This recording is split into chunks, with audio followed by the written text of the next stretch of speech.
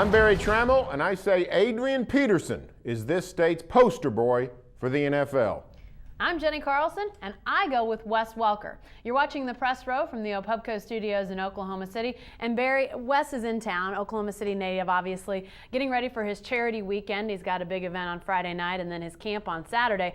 But his ability has just shown through in New England. He's caught 112 balls, 111 balls, and 123 in his last 3 seasons. Amazing production from Wes Welker. Well, there's no doubt today that Wes Welker is a Boston icon in a city where it's difficult to become a star because it's a crowded field with those Celtics, with Tom Brady, with the Red Sox for crying out loud, with the Bruins. Wes Welker has shoved himself onto that main stage. He's a huge figure in the NFL, a huge figure in Boston, great ambassador for Oklahoma City. Wonderful story about not getting recruited till the last minute by Texas Tech, getting sort of the short shift by the NFL, and now is a megastar. I still have to go with Adrian Peterson for this reason. Adrian Peterson is challenging for elite status in NFL honors. He's not the best running back in the NFL, just that. We're talking about history. We're talking about how big he can be. Can he be Emmitt Smith? Can he be Walter Payton? He's that good.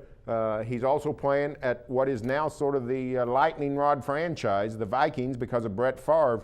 So Adrian, pretty good ambassador himself. He comes back to town, does the camp.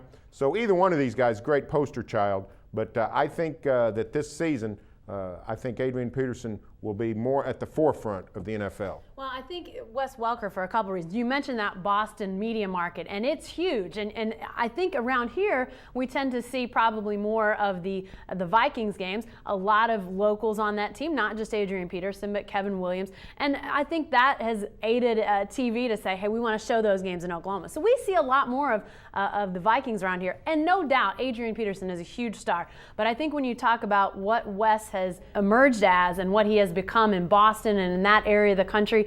And then I think too, Barry, you mentioned not being recruited. To me, he's a quintessential Oklahoman type of story. I mean, here's a guy that nobody believed in coming out of Heritage Hall. Texas Tech takes him. He becomes one of the all-time greats in college football. And he goes undrafted. Miami takes him. And all of a sudden, he's now one of those guys that Bill Belichick so didn't want to get beat by him anymore. He traded for him. So he's quietly become the best receiver in the NFL.